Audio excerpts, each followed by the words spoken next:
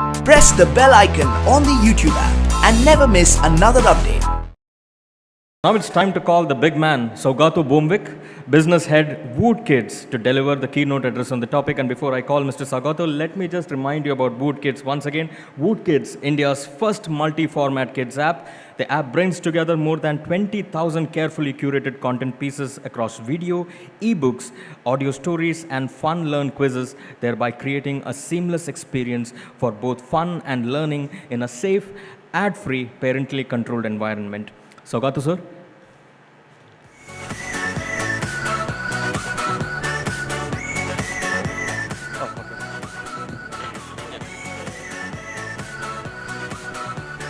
Hi, can you all hear me? Am I audible? Yeah, cool. I'm still waiting for the clicker, but in the meantime, thank you so much for having me here.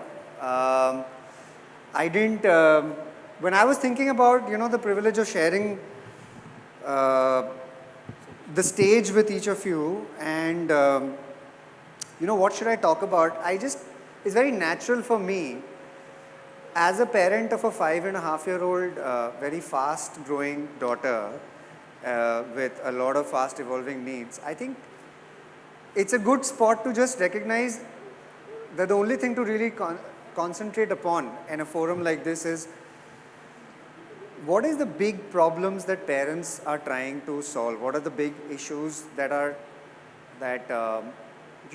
keep stressing parents out? We meet a lot of parents, we meet a lot of kids, and it's very clear parenthood is one of the biggest blessings for anybody, and I can say it from my personal experience.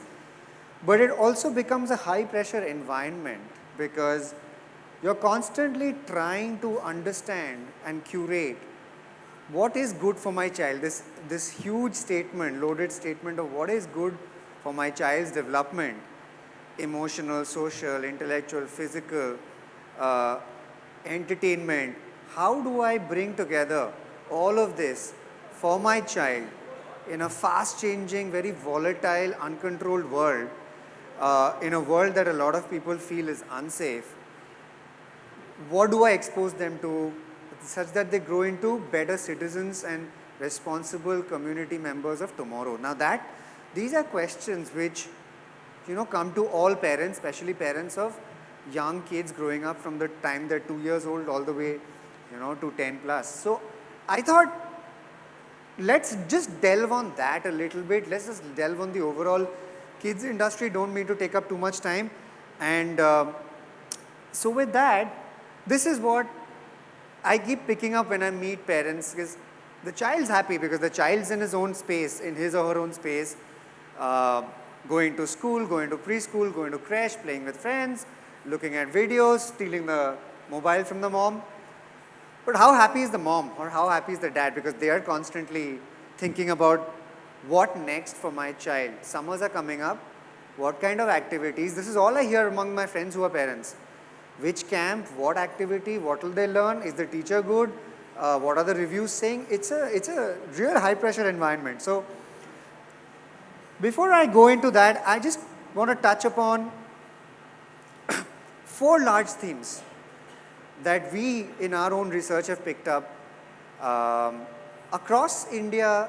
What is happening as far as how kids or how parents invest their time, their energy and their resources on kids. What's impacting it? The digital revolution. Everybody knows about it. Everybody's heard enough about it. Just a few simple facts. More than 100 million kids today are online. Yeah? That's like more than the population of the UK. That's half the population of Europe. More than 100 million kids are online. By 2020, that number is expected to be 160. In fact, what I'm quoting to you is just about last year's number. Because it's exploding how kids are coming online. The 100 million number is number of kids on smartphones. We have about 450 million smartphones in the country today, and they are also growing at more than 30%. 1/4 of those have kids on them. That's the digital explosion that's happening here. What staggers me is more than 4 hours time spent by kids online every day by urban school-going kids. So just imagine if they're spending 6-7 hours in school, they're spending 4 hours online.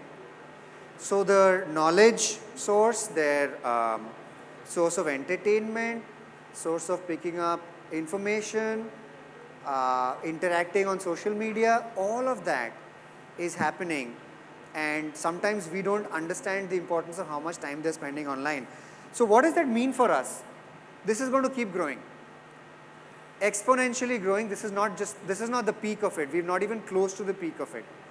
In the next 2 years, we are supposed to have more than 1 billion smartphones in India. Just do the maths. How many of them will have kids online? This is something very particular to developing markets like India, but more so India. Urbanization is going through the roof. We all feel it outside. We just spoke about the traffic on our way in.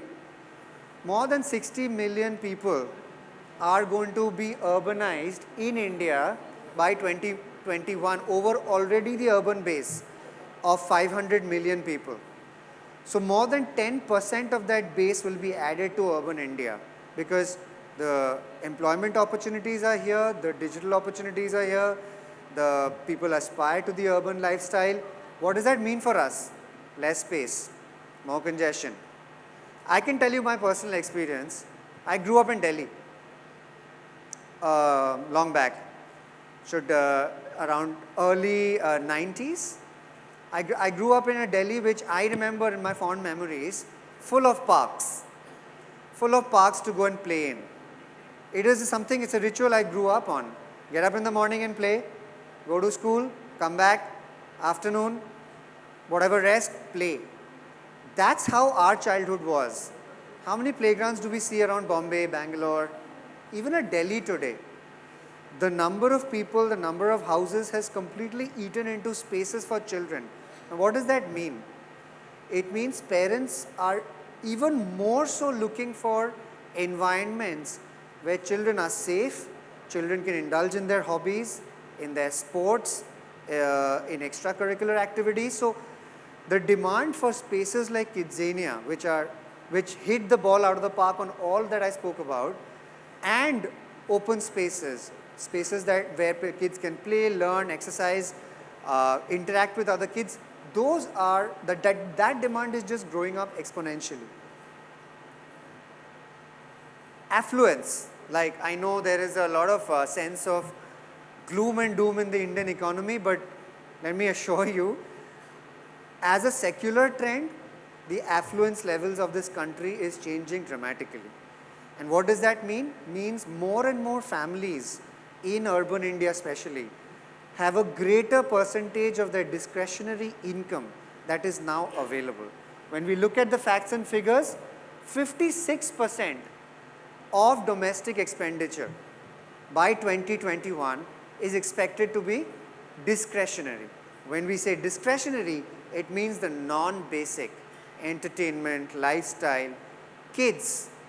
So this is good news, because that will mean a lot more of the money that parents have will be spent on entertainment, edutainment, infotainment, educational, learning and development experiences for their children, and therefore the overall kids ecosystem is bound to explode. This is a very troubling fact when I was looking at the numbers.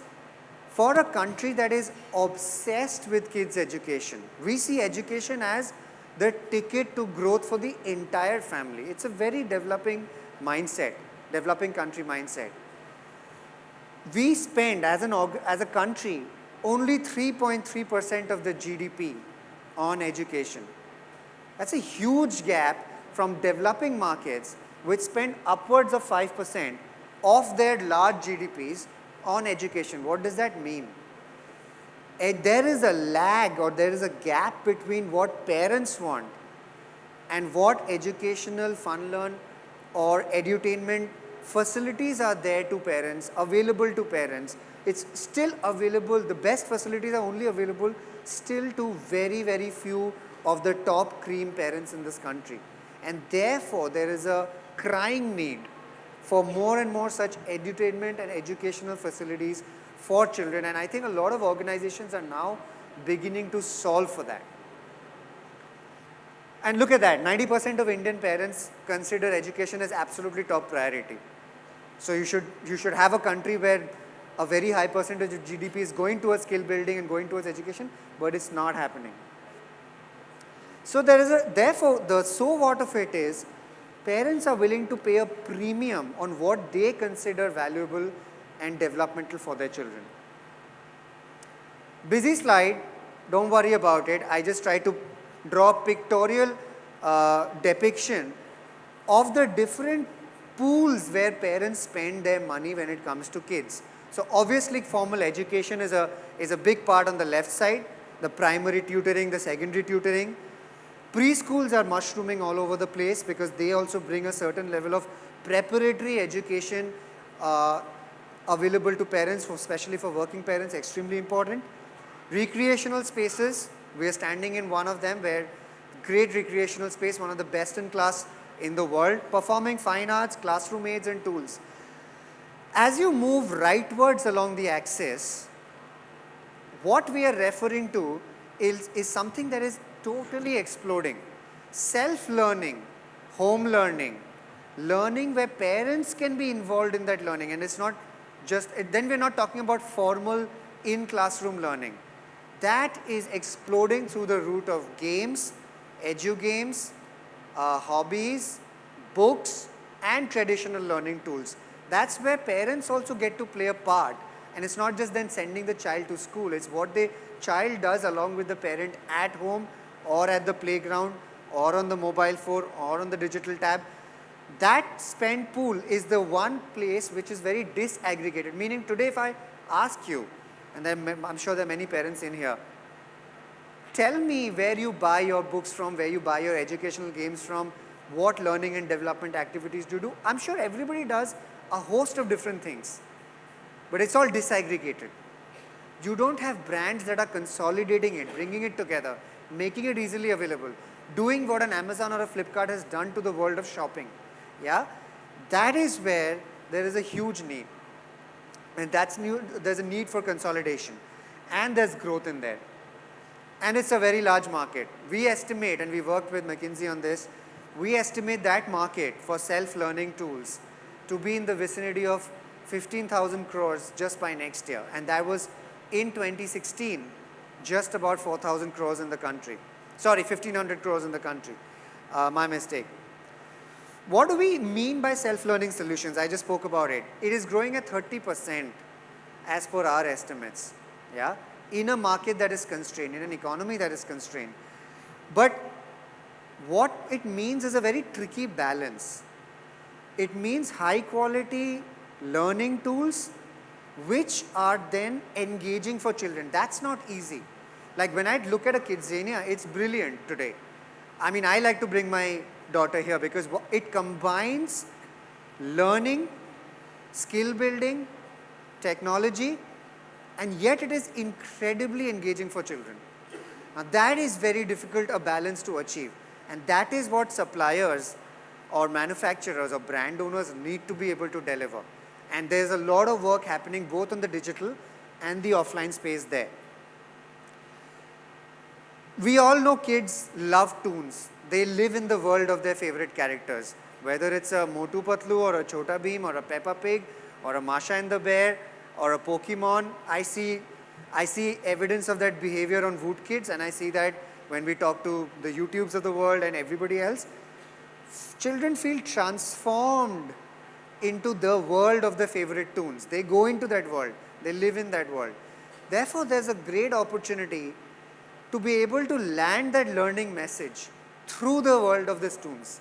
And that's something that we are all trying to do, which is how do these toons land that message. But as we move up along the age barrier, again, older kids, there is a lesser role for the toons. There they choose the apps and services themselves. But younger kids, there's a great opportunity to land fun, learn and education through the world of these toons. And I think some brands have already started doing a great job of it. Kids gaming. We all don't understand this gaming space. There was an article yesterday that said gaming in US today is a larger industry than Hollywood and sports put together. When we talk gaming, it's gaming on the internet that has totally exploded. It's exploded in India as well. So we don't realize how big the markets become, but also the ecosystem has become very good. So there are a lot of apps which are now available on both Android and iOS, and because of in-app purchase becoming more and more easy, more and more fluent and smooth and available, kids are able to do the whole action themselves. I have been surprised when we've researched this. We've seen kids download games, apps on their own, start playing it on their own, and because the cards are on file on the Android App Store, pay for it on their own. It's not a great news for the children, for the parents, but pay for it on their own. But parents are also growing accustomed to the fact that it's great, my child is becoming more digitally savvy. So gaming is another great way for us to land the fun learn message. Hobbies and skill development are tripling over the last 5 years. We can see it all around ourselves. Every parent is now deciding where to put the child, whether it's taekwondo, karate, arts, dance, music, abacus, you name it, and it's available in the urban markets. And why? Because parents want their children to become whole, well-rounded adults of the future. So yeah, so all of this put together creates a very vibrant ecosystem where brands such as us should be playing a role to further the message of fun learning and development. So this is the challenge that I was talking about. And look, there's a lot of free content out there. We all know that at the click of a button, at the click of a voice search, you can find your favorite tune out there in an ad-supported world. But the trick is, how do you make it fun and playful for the child, safe and educational for the child? That balance is something which is tricky to achieve, and that's what we need to be able to achieve. But once we achieve it, we have enough evidence to show that parents are then ready to pay for it. There is this wide misconstrued view, Indians don't pay. That is not true. I want to completely clear it up. Indian parents pay top dollar for what they believe is valuable for their child. In fact, they will over-index on what they pay for their child. And there are examples out there in the offline world. Today, a Johnson & Johnson charges just about any price. And because there is a trust factor in their products and in their services, parents pay for it. It's that trick that we need to achieve. I spoke about this, so I'm not going to delve too much upon it, but all our research, when we go out and look at parents, tell us this is how they see development for their kids. So it's mental, which means books, stories, storytelling, rhymes, emotional values, etiquette, behaviors, customs, traditions, spending time with siblings, with parents. Physical, social, extremely important. There is a fear that the internet revolution is causing kids to lose their social skills.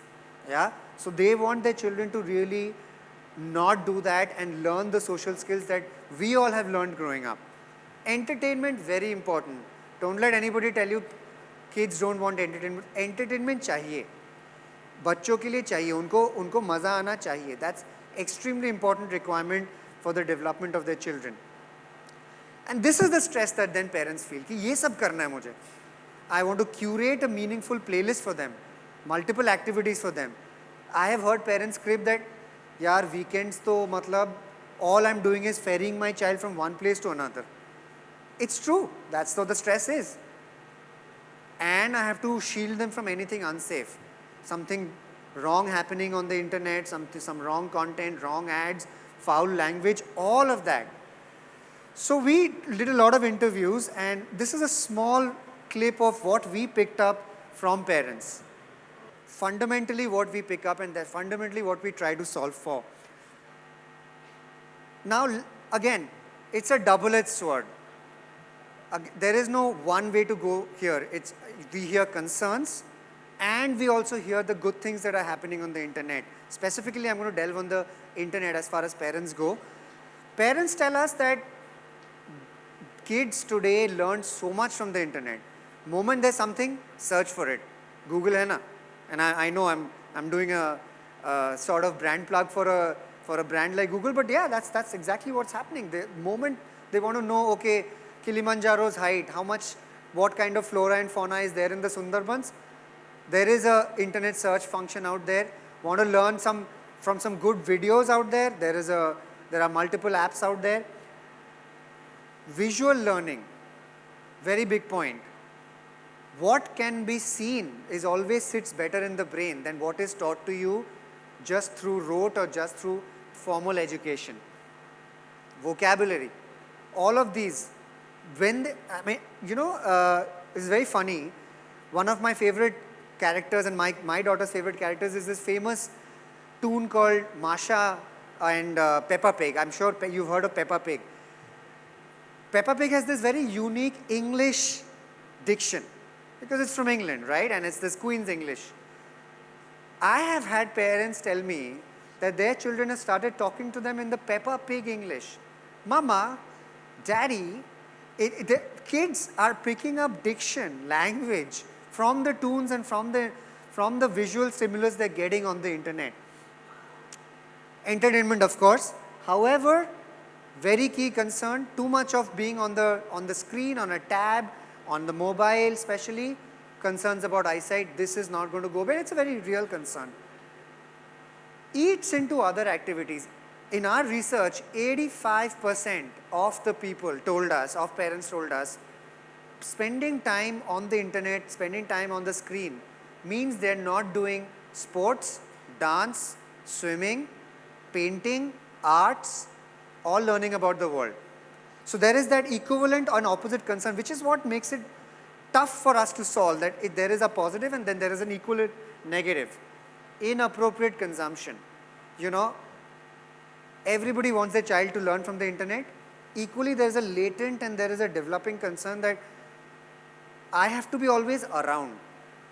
वो कुछ गलत ना देख ले. And a lot of these worrying instances have happened of wrong content being exposed to children.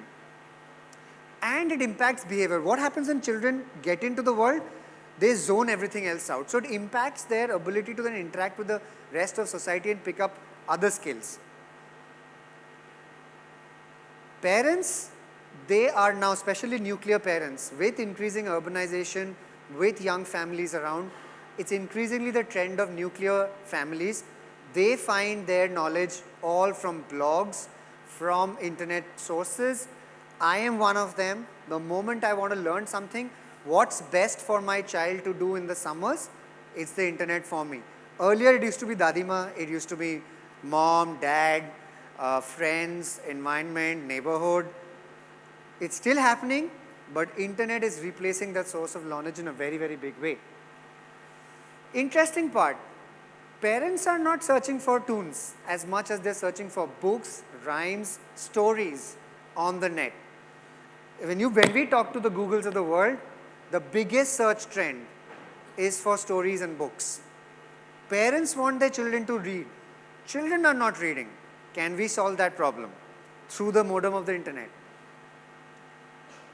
Parents plan everything, and I have to repeat this, parents plan everything for their children well in advance. Like right now, if you see the search trends, everybody's searching on what should my child do in the summer vacations, which are just around the corner in April.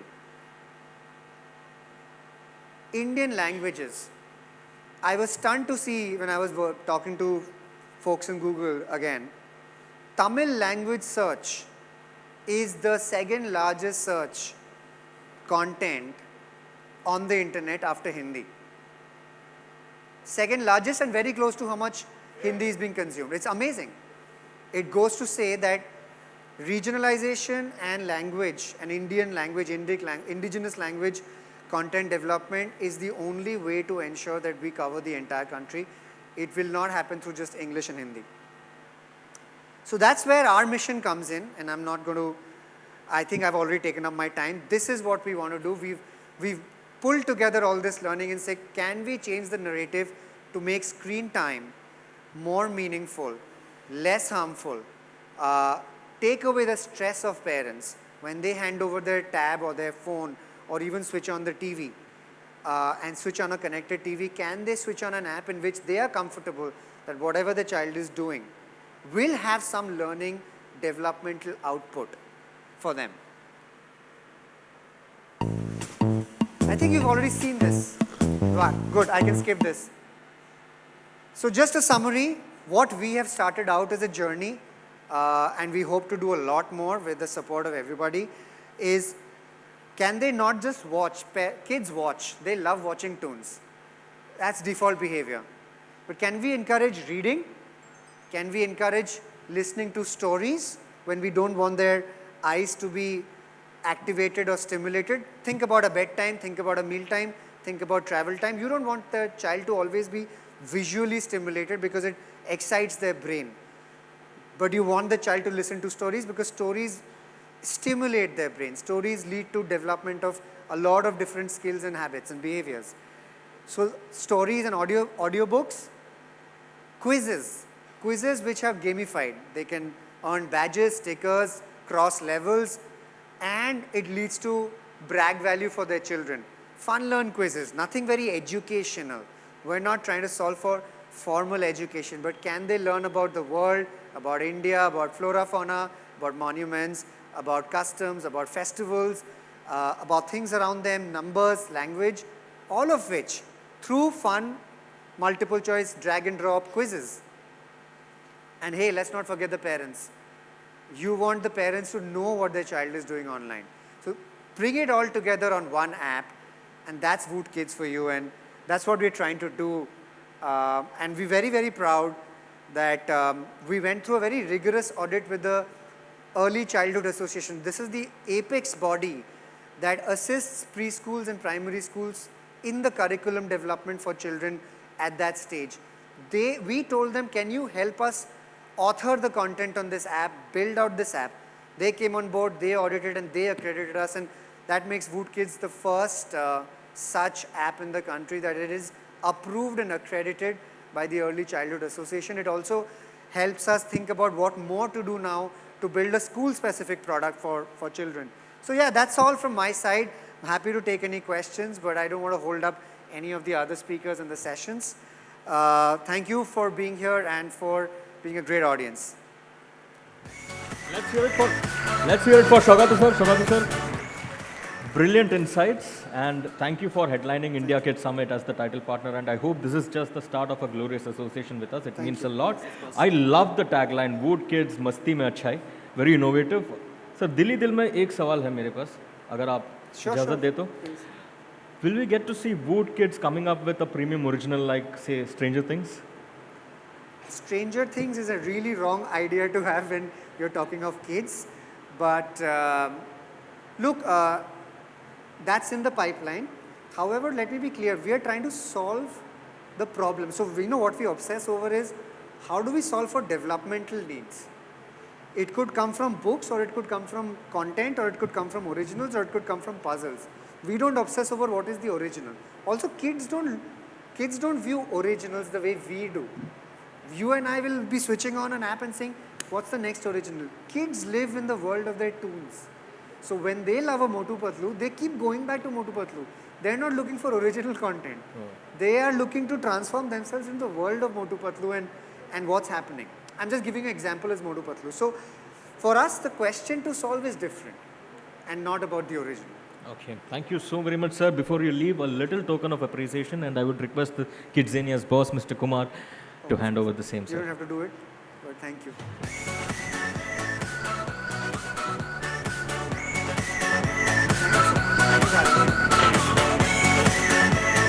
VOOT Kids rocks, मस्ती में अच्छा है. That's the tagline.